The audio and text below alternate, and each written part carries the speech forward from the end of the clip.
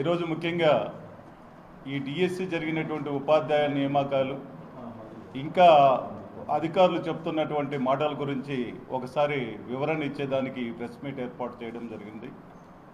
నిజంగా 16,000 చిల్లర ఉపాధ్యాయ పోస్టులు ఫిలప్ చేసినామని కూటమి ప్రభుత్వం చెప్తున్నది.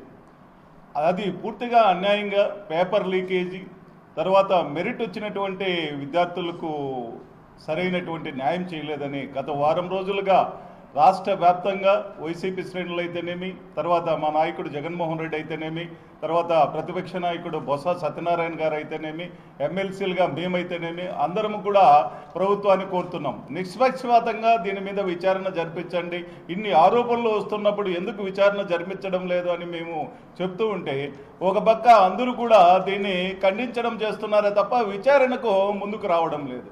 నవీన్ అనేటటువంటి వ్యక్తి ఎస్సీఆర్టీలో గత 2016 సంవత్సరం నుంచి అతను ఉద్యోగస్తుడిగా టెంపరరీ ఉద్యోగస్తుడిగా ఉంటున్నాడు. అతను పని ఏంటంటే క్వశ్చన్ పేపర్స్ అప్లోడ్ చేయడము, తర్వాత అధికారికంగా ఇతరులకు పంపించడము, క్వశ్చన్ పేపర్ సెట్టింగ్ చేయడంలో పూర్తి బాధ్యత అతనే తీసుకున్నాడు. అటువంటిప్పుడు అతనికి రాష్ట్రంలో నవీన్ అనేటటువంటి వ్యక్తికి నెంబర్ 1 ర్యాంక్ రావడం జరిగింది, మొదటి ర్యాంక్ రావడం జరిగింది. అది ఎలా సాధ్యమవుతుంది? అతను పేపర్ లీక్ చేసి ఉంటేనే కదా అతనికి వస్తున్నది. అతని ద్వారా ఎంతమందికి రాష్ట్రంలో పేపర్ అందింది అనేది విచారణ చేయమంటున్నాం. అది విచారణ చేయడం లేదు. అతనికి రాష్ట్రంలోనే మొదటి ర్యాంక్ వచ్చినటువంటి వ్యక్తికి ఎందుకు ఉద్యోగం ఇవ్వలేదు అంటే అతను ఒకసారి ఏం చెప్తారు అధికారులు, అతను సర్టిఫికేట్ల వెరిఫికేషన్కి రాలేదు అని ఒకసారి చెప్తారు. ఒకసారి ఏం చెప్తారు, అతను మా ముందుకు వచ్చేసి నాకు ఉద్యోగం అవసరం లేదు అన్నాడని ఒకసారి చెప్తారు. మరొకసారి ఏం చెప్తాడు, అతను ఉద్యోగం చేస్తున్నాడు కాబట్టి అతను అర్హుడు కాదు అని మరొకసారి చెప్తాడు. ఏంటి అతని నేమ్ అంతా కూడా మెరిట్ లిస్ట్లో నుంచి ఎందుకు డిలీట్ చేయాల్సిన అవసరం ఏర్పడింది అనేది కూడా ఆలోచించాల్సిన అవసరం ఉంది. మొత్తం మీద ఈ నవీన్ అనేటటువంటి వ్యక్తికి ఉద్యోగం ఇవ్వకుండా మీరు ఎందుకు పక్కన పెట్టినారంటే అతని ద్వారా అన్ని విషయాలు బయటకు వస్తాయేమో అనేటటువంటి భయంతో పక్కన పెట్టడం జరిగింది. ఈ విధంగా 1 కాదు 2 కాదు అనేక మందికి ఉద్యోగాలు రాక చాలా అన్యాయం జరిగిందంటూ ఈరోజు వాపోతున్నారు. మీరు అంటున్నారు ఎవరు కూడా డిఎస్సి కంప్లైంట్ చేయలేదు, డిఎస్సి రాలేదు, నాకు అన్యాయం జరిగింది అని కంప్లైంట్ చేయలేదు. రాష్ట్ర వ్యాప్తంగా అట్లా కంప్లైంట్ చేస్తుంటే మేము పరిశీలించే వాళ్ళమే అంటున్నారు. మీరు ఇప్పుడు అధికారులు చెప్పినటువంటి లెక్కాచారం ప్రకారమే దాదాపు 33,300 చిల్లర కంప్లైంట్స్ వచ్చినాయి గ్రీవెన్స్లో అని అధికారులు చెప్పిన లెక్కలే తెలుస్తున్నాయి. మరి వాళ్ళ గ్రీవెన్స్ అంతా కూడా మనం పరిశీలించాల్సిన అవసరం ఉంది కదా, తప్పనిసరిగా పరిశీలించాల్సిన అవసరం ఉంది. కాబట్టి ఈ విధంగా ఒక పక్క ఇవి జరుగుతుంటే ఒక పక్క దొంగను ఇంకొకరు దొంగ అన్నట్టు వాళ్ళు తప్పు చేసి వైసీపీ వాళ్ళ మీద నెట్టడం జరుగుతున్నది. మీరే తప్పు చేశారు, మీ హయాంలో అన్ని పోస్టులన్నీ అమ్ముకున్నారు, తర్వాత జగన్మోహన్ రెడ్డి మామ అమ్ముకున్నాడు, తర్వాత ఇంకొకరు అమ్ముకున్నారని వాళ్ళ పేర్లు చెప్తూ ఈ విధంగా దుష్ప్రచారం చేస్తున్నారు. 1,73,000 సచివాలయ ఉద్యోగస్తులన్నీ సెక్రటరీ పోస్ట్ నిష్పక్షపాతంగా ఎవరు కూడా ఎంక్వైరీ చేసినా కూడా తేలుతుంది. ఒక్కరు కూడా ఒక రికమెండేషన్ లేకుండా నిష్పక్షపాతంగా వ్యవహరించి పోస్టులు ఇచ్చినటువంటి ఘనత జగన్మోహన్ రెడ్డి గారికి దక్కుతుంది. నువ్వు 16,000 చేసావు, 16,000లో 96 ఆరోపణలు వస్తున్నాయి. ఈ ఆరోపణలన్నీ నిగ్గు తెల్చాల్సిన అవసరం ఉంది కదా. స్థానికంగా కడప జిల్లాలో కూడా మొన్న ఒక ఆరోపణ వచ్చింది, జెడ్పీలో కారుణ్య నియామకాలన్నీ కూడా అనర్హులకు ఇచ్చినారు అని చెప్పారు. అదే మేమేమంటున్నామంటే ఎంక్వైరీ చేయండి, ప్రభుత్వం మీద ఎంక్వైరీ చేసి దాని మీద నిష్పక్షపాతంగా ఎవరైతే తప్పు చేశారో అధికారులు వాళ్ళ మీద చర్య తీసుకోండి. ఇప్పటికైనా మేమేమంటున్నామంటే ప్రభుత్వం మీద మీరు ఎంక్వైరీ వేయించండి, నిష్పక్షపాతంగా ఎంక్వైరీలో తప్పు ఎవరు దొల్లితే వాళ్ళ మీద చర్యలు తీసుకోమని మేము కోరుతున్నాం. ఇంకొకటి కూడా ఉదాహరణ చెప్తాను. విజయనగరంలో ఒక వ్యక్తి డిఎస్సి నియామకం ఎట్లా వచ్చిందంటే అతనికి స్పోర్ట్స్ కోటాలో పూర్తిగా అర్హుడు. అతనికి డిఎస్సి కోటాలో ఉద్యోగం రాదు, పోస్టల్లో ఉద్యోగం వస్తుంది. ఒక వ్యక్తి అనర్హుడికి డిఎస్సి కోటాలో అనర్హుడు అని ప్రకటించిన తర్వాత మన స్పోర్ట్స్ కోటాలో అదే వ్యక్తికి టీచర్ పోస్ట్ వస్తుంది. ఆ విధంగా డిఎస్సిలో ఈ స్పోర్ట్స్ కోటాలో పూర్తిగా అనర్హులకు అందరికీ ఉద్యోగాలు రావడం జరిగింది. ఎట్లంటే జనరల్గా టెట్ పాస్ కావాలి, డిఎస్సి పరీక్ష పాస్ కావాలి, ఎన్ని పాస్ అయిన తర్వాత స్పోర్ట్స్ కోటాలో ఉండేటటువంటి వ్యక్తుల్లో మెరిట్ చూసి స్పోర్ట్స్ కోటాల్లో ఉద్యోగాలు కేటాయిస్తారు, అది పద్ధతి. కానీ ఇక్కడ ఏం జరిగింది, డిఎస్సి పరీక్ష రాయలేదు, టెట్ పరీక్ష రాయలేదు, డైరెక్ట్గా శాప్ ద్వారా సర్టిఫికెట్లు పరిశీలన చేసి వాళ్ళే దొంగ సర్టిఫికెట్లు ఇచ్చేసి పోస్టులు ఇవ్వడం జరిగింది. ఎంత అన్యాయం చూడండి. మెరిట్లో ఉండేటటువంటి విద్యార్థులకు అన్యాయం జరిగిందా లేదా? కాబట్టి గత ప్రభుత్వం పోల్చుకోండి, ఇప్పుడు ఉండేటటువంటి ప్రభుత్వం పోల్చుకోండి. అప్పుడు కొన్ని లక్షల ఉద్యోగాలన్నీ కూడా, మొన్న కూడా డిఎస్సి 98 వాళ్ళకు కూడా 4,000 మందికి ఉద్యోగాలు ఇచ్చాం గత ప్రభుత్వంలో. ఎక్కడైనా ఒక చిన్న మచ్చ లేకుండా న్యాయబద్ధంగా 4,000 పోస్టులు కూడా ఇవ్వడం జరిగింది. ఎక్కడ కూడా మచ్చ అనేది లేదు. ఎవరు కూడా ఎమ్మెల్యేల రికమెండేషన్ లేదు, మినిస్టర్ల రికమెండేషన్ లేదు. గత ప్రభుత్వంలో జగన్మోహన్ రెడ్డి నిష్పక్షపాతంగా నిరుద్యోగులకు న్యాయం జరగాలి అనేటటువంటి ఒక సదుద్దేశంతో మేము ఎవరు చెప్పినా కూడా, ఎమ్మెల్సీలు చెప్పినా, ఎమ్మెల్యేలు చెప్పినా, మంత్రులు చెప్పినా కూడా వినేటటువంటి పరిస్థితి లేకుండా ఉన్నది. కానీ ఈరోజు చూడండి, ఎక్కడ చూసినా అవినీతి జరిగిందని టెలిఫోన్ సంభాషణలు కూడా నిన్న చంద్రశేఖర్ రెడ్డి నెల్లూరులో టెలిఫోన్ సంభాషణలు కూడా మా ఎమ్మెల్సీ గారు బయట పెట్టారు. ఈ విధంగా ఒక్కొక్కరు ఒక్కొక్క లీలను బయట పెడుతున్నారు. ఈ లీలలన్నిటికీ కూడా ఎవరు కారణం అనేది మీరు నిగ్గు తేల్చాల్సిన అవసరం ఉందా లేదా? నిగ్గు తేల్చాలి. ఏదో కేవలం అధికారులతో ఒక ప్రెస్ మీట్ పెట్టించేసి ఇంకా అయిపోయింది, మేము ఏమాత్రం మేము ఎవరికి కూడా అన్యాయం చేయలేదు, అన్ని నిష్పక్షపాతంగా చేసినామంటే ఎట్లా అవుతుంది? కాబట్టి ఇప్పటికైనా గవర్నమెంట్ మేల్కోవాలి. అధికారులు కాదు, విద్యాశాఖ మంత్రి దీనికి వివరణ ఇచ్చి నిష్పక్షపాతంగా ముందుకు తీసుకుపోవాల్సిన అవసరం ఉంది.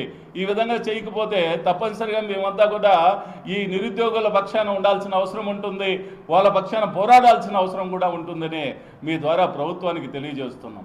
ఇది ఒక పక్క నిరుద్యోగుల కథ. ఇంకా ఉద్యోగస్తుల కథ, ఎంప్లాయీస్, టీచర్లు తీసుకోండి, ఎంప్లాయీస్ తీసుకోండి. వాళ్ళు పాపము కొత్త కూటమి ప్రభుత్వం వస్తానే మాకు చాలా మేలు జరుగుతుంది, మాకు ఉండేటటువంటి అన్ని బకాయిలన్నీ కూడా అందుతాయని వాళ్ళు ఆశపడడం జరిగింది. ఏం జరిగింది? 2 సంవత్సరాలు అయిపోయింది, ఇంతవరకు పిఆర్సీ కొత్త కమిటీ లేదు, అలాగే ఐఆర్ ఇంతవరకు లేదు. డిఎల్ 4 పెండింగ్ ఉంటే 4 డిఎల్లో కూడా 1 కూడా అర్థం డిఎల్ ఇచ్చారన్నమాట. ఏమి పాపం ఇంకా బకాయిలు రావాల్సినటువంటి వేల కోట్ల బకాయిలు, 30,000 కోట్ల బకాయిలు ఈరోజు రాష్ట్రంలో ఎంప్లాయీస్కి ఇవ్వాల్సిన అవసరం ఉంది. వాళ్ళు ఇదో వస్తుంది అదో వస్తుందని ఈ రోడ్లకి ప్రభుత్వాన్ని నిలదీసేటటువంటి పరిస్థితి ఈరోజు ఉద్యోగస్తులందరూ, ఉపాధ్యాయులందరూ కూడా చేస్తున్నారు. గత ప్రభుత్వంలో 11 డిఏలు ఇవ్వడం జరిగింది, ఐఆర్ 27% ఐఆర్ ఇవ్వడం జరిగింది. ఈ విధంగా మొత్తం మీద జగన్మోహన్ రెడ్డి గారి ప్రభుత్వము ఉద్యోగస్తుల పట్ల చాలా సానుభూతిగా అన్ని కూడా ఇవ్వడం జరిగింది. ఈరోజు 2 సంవత్సరాలు అయిపోయినా కూడా ఉద్యోగస్తులకు బకాయిలు రాక పాపం వాళ్ళు దాచిపెట్టుకున్నటువంటి సొమ్ము వాళ్ళు ఇవ్వకపోతే వాళ్ళు ఎంత బాధపడుతున్నారో అర్థం చేసుకోవాల్సినటువంటి పరిస్థితి మనకందరికీ ఉంటుంది.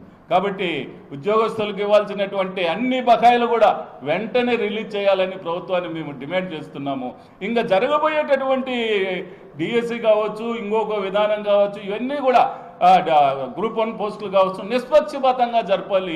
ఒకే రోజు పరీక్ష కండక్ట్ చేయాలి. 1 నెల రోజులు పరీక్ష కండక్ట్ చేశారు.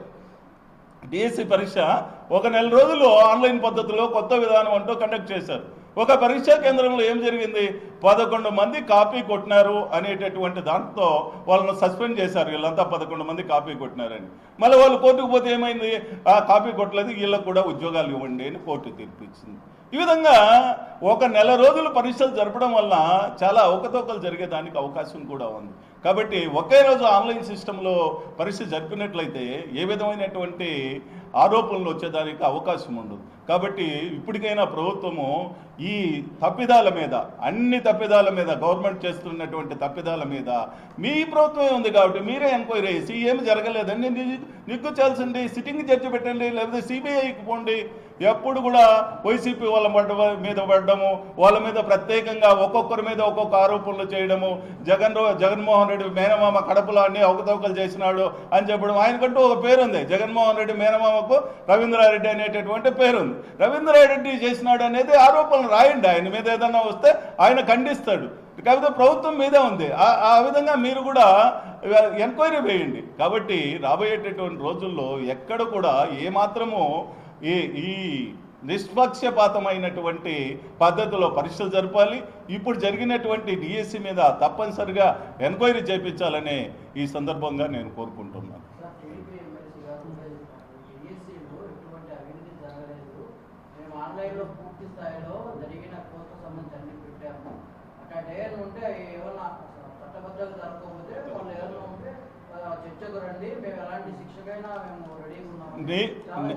అవునమ్మా, డిఎస్సిలో ఏమి అవకతవకలు జరగలేదు. మేము అవకతవకలు జరిగినాయని 4 పేజీల పేపర్ నిన్న కమిషనర్ దగ్గరికి పోయినాము. తర్వాత పేపర్లో రోజు వస్తున్నాయి. మేము పేర్లతో సహా ఆరోపణలు చేస్తున్నాము. చర్చకి ఎందుకు ఒక ఎంక్వైరీ వేయమనండి. సిబిఐ ఎంక్వైరీ వేయించి నిష్పక్షపాతంగా జరుపున్నారని చెప్పమనండి. మేము అన్ని ఎంక్వైరీలకు పోయి మేము ఆధారాలు ఇస్తాం. అంతే కదా. ఎన్ని చర్చకి రాండి, కూర్చోండి, ఎన్ని కాని మాటలు ఎందుకు? నిష్పక్షపాతంగా ఒక ఎంక్వైరీ వేయమనండి. అది సిట్టింగ్ జడ్జి కావచ్చు, సిబిఐ కావచ్చు. వాళ్ళు మంచోళ్ళు అయితే మంచోళ్ళు అని తేలుతుంది. తప్పు జరుగుంటే అక్కడ అధికారుల మీద చర్య తీసుకుంటారు. అది తప్పు చేస్తున్నారంటేనే ఎంక్వైరీకి భయపడుతున్నారని. తప్పు జరిగితేనే కదా. తప్పు జరగకపోతే ఎందుకు ఎంక్వైరీ భయపడాలి చెప్పండి మీరే. కాదు, ఆరోపణలు చేసుకుంటాం. ఎదురుగా కూర్చుంటే ఆరోపణలు చేసుకుంటాం, పరిష్కారం.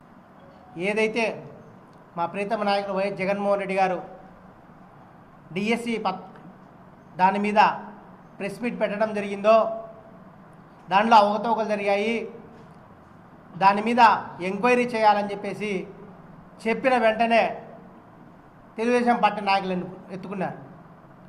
ఎంతసేపు ఉన్నా దొంగ అంటే ఆ దొంగ నిరూపించుకోవాల్సి పోనిచ్చి మీరు అప్పుడేదో చేశారు, దాంట్లో ఇది జరిగాయి అని చెప్పేసి ఒక్కొక్కరితో ఒక్కొక్క రాగాన్ని ఎత్తించే కార్యక్రమాన్ని ఈరోజు తెలుగుదేశం పార్టీ నాయకులు చెప్పారు. ఇప్పుడే మా ఎమ్మెల్సీ గారు చెప్పడం జరిగింది. వీళ్ళందరూ కూడా మన ఎడ్యుకేషన్ డిపార్ట్మెంట్కి వెళ్ళి అక్కడ ఉన్న కమిషన్ను ఏవైతే డిఎస్సీలో జరిగిన అవకతవకల మీద ప్రశ్నించాలని పోతే ఆయన తప్పించుకొని పోయి ఎవరినో ఒక అసిస్టెంట్తో మాట్లాడించే కార్యక్రమం చేశారు. వీటన్నిటినీ కూడా తెలుగుదేశం పార్టీ ఫస్ట్ నుంచి చెప్తున్నాం, డైవర్షన్ పాలిటిక్స్. ఏదైతే ఇప్పుడు డిఎస్సీ మీద వచ్చిందో, డిఎస్సీ మీద వస్తానే దానికి సంబంధించిన ఎవరో ఒకరు వచ్చేది జగన్మోహన్ రెడ్డి మేనమామ, జగన్మోహన్ వైఎస్ఆర్ కాంగ్రెస్ పార్టీ. ఇది వాళ్ళ ఏది తీసుకో ఇప్పటి వరకు ఏదన్నా ఒక సీరియస్ అలిగేషన్ తెలుగుదేశం పార్టీ మీద చేసినప్పుడు ఇమీడియట్లీగా ఫ్యాక్షనిజం అనేది, గొడ్డలి పార్టీ అనేది, లేదంటే గతంలో ఈ విధంగా జరిగిందని చెప్పేసి. నిన్నటికి మన జిల్లాలో ఉన్నటువంటి ఎమ్మెల్సీ గారు ఆయనకి ఏం లేదనమాట. ఆయనకు ఒక పేపర్ స్క్రిప్ట్ ఇస్తారు సెంట్రల్ ఆఫీస్ నుంచి. గతంలో జరిగినప్పుడు ఇదే పరిస్థితి. అదే దస్తగిరి మధ్య జరిగినప్పుడు టకారి ప్రెస్ ముందుకు రావడము, ఇదే ఫ్యాక్షను, ఇదే ఇంత అరాచక పాలన, రాజారెడ్డి రాజ్యాంగం జరుగుతుంటే ఆయన ఎమ్మెల్సీగా జగన్మోహన్ రెడ్డి ప్రభుత్వంలో గెలవగలిగేవాడేనా? ఒక్కసారి ఆలోచించాలి ఆయన మనస్ఫూర్తిగా. ఆయన గెలిచింది ఎమ్మెల్సీగా మన వైఎస్ఆర్ కాంగ్రెస్ పార్టీ జగన్మోహన్ రెడ్డి గారి ప్రభుత్వం ఉన్నప్పుడు. అంటే ఎంత స్వేచ్ఛాయుతంగా ఎన్నికలు జరిగినాయో నీ ఎన్నికే తెలియజేస్తుంది. దాన్ని నువ్వు చూపించుకోకుండా ఏందో ఊరికే ఫ్యాక్షన్ రాజకీయం అంటారు. జగన్మోహన్ రెడ్డి హయాంలో అవకతవకలు జరిగాయన్నారు. 2 సంవత్సరాలు అవుతుంది ప్రభుత్వం, మీ తెలుగుదేశం ప్రభుత్వం వచ్చి. ఎంక్వైరీ వేయండి. ప్రతిదీ మేము డిమాండ్ చేస్తున్నాం. ఏదైనా జరిగినప్పుడు ఎంక్వైరీ చేసి నిక్కు తెలుసండి అంటే అట్లా తెలుసరు. వాళ్ళ ఉన్నటువంటి పత్రికల ద్వారా బ్యానర్ ఐటమ్స్ పెట్టడము, జగన్మోహన్ రెడ్డి, వైఎస్ఆర్ కాంగ్రెస్ పార్టీ, లేకపోతే జగన్మోహన్ రెడ్డి మేనమామ. ఇదే పంద గడిచిన 3-4 నెలల నుంచి. ఏదైతే సీరియల్ అలిగేషన్ వస్తుందో దాన్ని డైవర్ట్ చేయడానికి చేస్తున్నారు. ఎమ్మెల్సీ రాజగోపాల్ ఆయనకు ఇదే చెప్తున్నాం, నువ్వు ఏదన్నా ఒకసారి తెలుసుకొని ఇదే జిల్లాలో ఉన్నావు. ఒకవేళ మీ లోకేష్కు చంద్రబాబు నాయుడు కంటే తెలియకపోవచ్చు. మీరు ఇదే జిల్లాలో ఉన్నావు, ఇక్కడే ఎమ్మెల్సీగా అయ్యావు. నీకు తెలియదా ఇక్కడ కడప జిల్లాలో ఏం జరుగుతుంది, ఏం విషయాలు? జగన్మోహన్ రెడ్డి మేనమామ రవీంద్రనాథ్ రెడ్డి అనే పేరు కూడా మీకు తెలియదా? ఏదో అవకతవకలు జరిగిందంటావు. 2 సంవత్సరాల నుంచి అవకతవకలు జరిగితే ఏం చేస్తున్నారు మీకు ప్రభుత్వం? చర్యలు ఎందుకు తీసుకోవడంలే? అవన్నీ లేదు. ఊరికి ఏదో గుడ్డ కాల్చి ముఖాన్ని చల్లడము, మీరే తుడుచుకోండి అనే కార్యక్రమం చేస్తున్నారు. తప్పకుండా మీకందరికి కూడా ప్రజలు బుద్ధి చెప్పే సంఘటనలు వస్తాయి. మేము క్లియర్ కట్గా అలినేషన్ చేసి డిఎస్సీలో అవకతవకలు జరిగినాయి, దానికి సంబంధించి మీరు సిబిఐ ఎంక్వైరీ కానీ ఏదైనా సిట్ ఎంక్వైరీ కానీ సిట్టింగ్ జడ్జితో కానీ ఎంక్వైరీ చేయమంటున్నాం. దానికి మీరు చెయ్యండి. అది చేయకుండా మీ హయాంలో దాంట్లో ఇది జరిగినాయి, మీరు అప్పుడు డబ్బులకు ఉద్యోగాలు అమ్ముకున్నారు, నిరూపించండి. మళ్ళీ ఉద్యోగాలు అమ్ముకుంటే అది కాకుండా ఊరికే ఏదో మాట్లాడే కార్యక్రమం చేయొద్దని ఎమ్మెల్సీ గారికి మరొకసారి మేము విజ్ఞప్తి చేస్తున్నాం. మీరు ఇదే పందా ప్రతిసారి ఇదే పందా కొనసాగితే కనుక రాబో రోజుల్లో ఖచ్చితంగా మీరు తగిన మూల్యం చెల్లించుకోవాల్సి వస్తుందని చెప్పేసి కూడా వైఎస్ఆర్ కాంగ్రెస్ పార్టీ తరఫున డిమాండ్ చేస్తున్నాం.